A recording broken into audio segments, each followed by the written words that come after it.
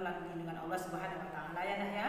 Ustazah harap anak-anak ustazah selalu semangat. Apapun tugas yang diberikan oleh ustazahnya, anak-anak tetap semangat sebagaimana semangat yang diberikan oleh ustazah-ustazahnya. Jadi, pada kesempatan ini kita akan melanjutkan pembelajaran kita.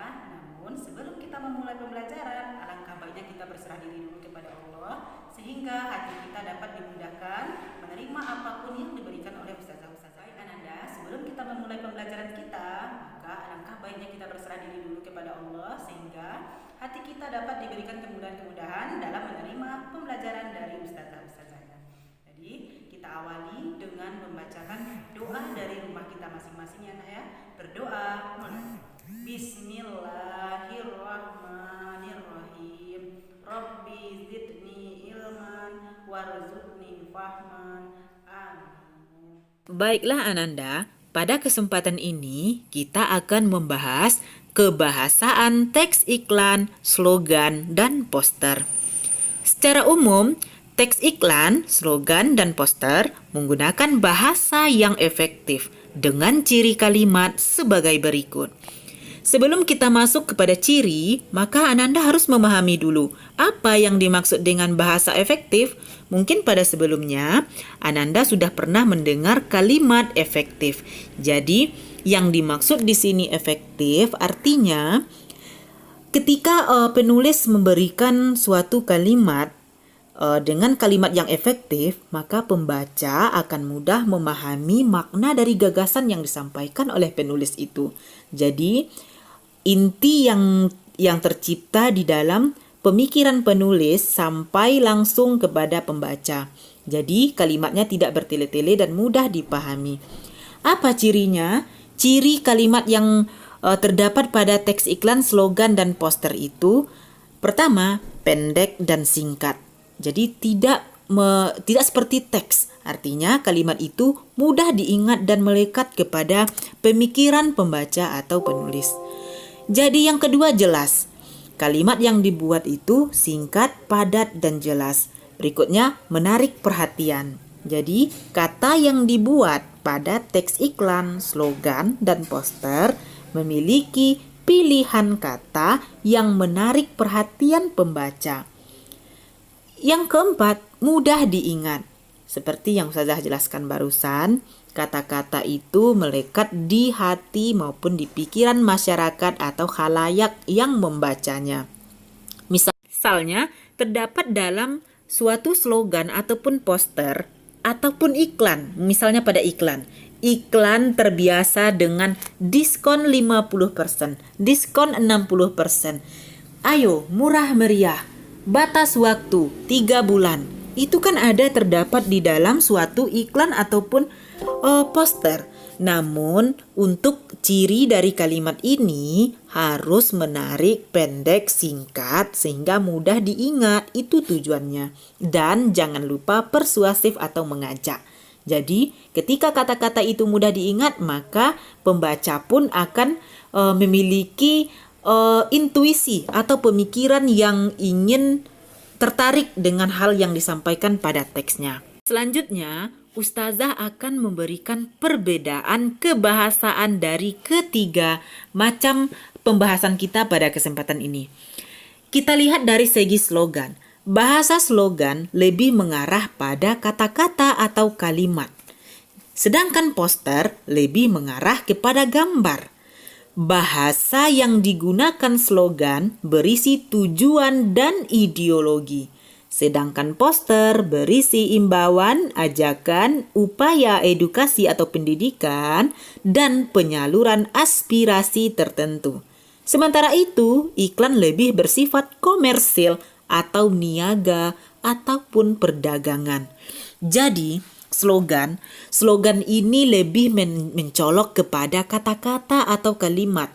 Namun ketiga-tiga ini sama-sama persuasif atau mengandung isi ajakan atau himbauan. Namun perbedaan antara slogan dan poster, biasanya slogan dan poster ini hampir mempunyai ciri yang sama, berbeda dengan iklan. Kalau iklan itu kita sudah memahami kalau dia itu seperti penjualan terhadap suatu barang maupun jasa. Sedangkan slogan lebih mementingkan kepada kata-kata atau kalimat yang mengandung isi ajakan, boleh himbauan, dan juga boleh suatu edukasi tertentu. Sedangkan poster lebih mencolok kepada gambar dan kalimat. Itu perbedaan dari keduanya. Dan iklan ini mempunyai fungsi dan tujuan khusus. Walaupun sama-sama persuasif atau mengandung ajakan atau himbauan, namun iklan lebih menawarkan barang atau jasa kepada khalayak atau publik. Jadi, dari segi bahasa, anak-anak ustazah harus membedakan ketiga poin penting ini. Baik itu slogan, poster, dan iklan. Jadi, tolong pahami ciri mereka masing-masing. Di sini, ustazah akan memberikan contoh dari slogan, iklan, dan poster. Contoh yang pertama, merdeka atau mati. Ini adalah contoh dari slogan. Slogan di mana pendek, singkat, jelas, dan persuasif. Artinya, kata ini mudah Ananda ingat, singkat, jelas, dan juga menarik. Harus Ananda perhatikan. Yang kedua, dijual sebuah rumah panggung dengan harga terjangkau. Dari kalimat ini, di sini terdapat unsur penawaran dari sebuah barang. Artinya, sebuah rumah. Di sini, Ananda juga dapat memahami kalau ini adalah salah satu contoh dari sebuah iklan. Yang ketiga, awas tikungan tajam. Itu juga tergolong dari sebuah contoh dari slogan. Selanjutnya, hutan adalah paru-paru dunia. Oke, dari kalimatnya di sana mengandung satu buah edukasi kepada kita sebagai pembaca, di mana makna yang tersirat dari sini, kita harus menjaga atau melindungi hutan. Karena hutan merupakan sumber pernafasan. Artinya, sumber oksigen untuk seluruh penghuni dunia. Termasuk dari kita manusia yang membutuhkan oksigen dari hutan. Jadi di sini ada makna edukasi dan pesan-pesan tertentu. Itu merupakan sebuah poster, apalagi ditambah dengan gambar atau didukung oleh gambar sebuah hutan atau hewan-hewan lainnya. Jadi di sini kita saling berdampingan, artinya ingat poster itu kembali kepada fungsinya mengandung nilai-nilai atau edukasi kepada pembaca.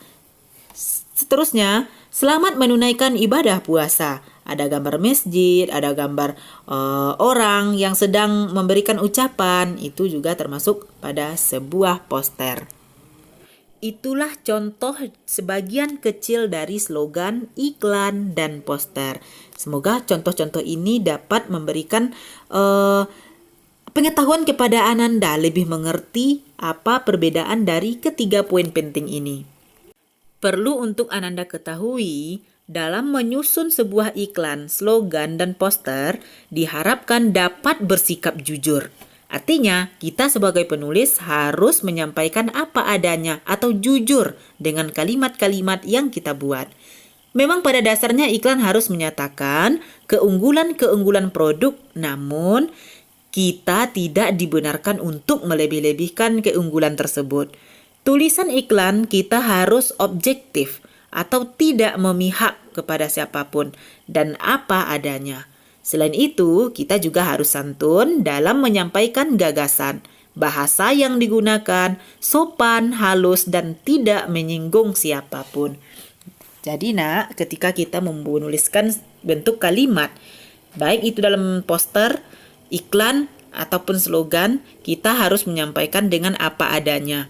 Jadi, apalagi sebuah iklan, kita tidak, walaupun kita menawarkan barang ataupun jasa, kita harus menyampaikan secara objektif atau apa adanya, tidak melebih-lebihkan ataupun tidak menambah-nambahi yang memang tidak sesuai dengan produk ataupun jasa yang kita tawarkan.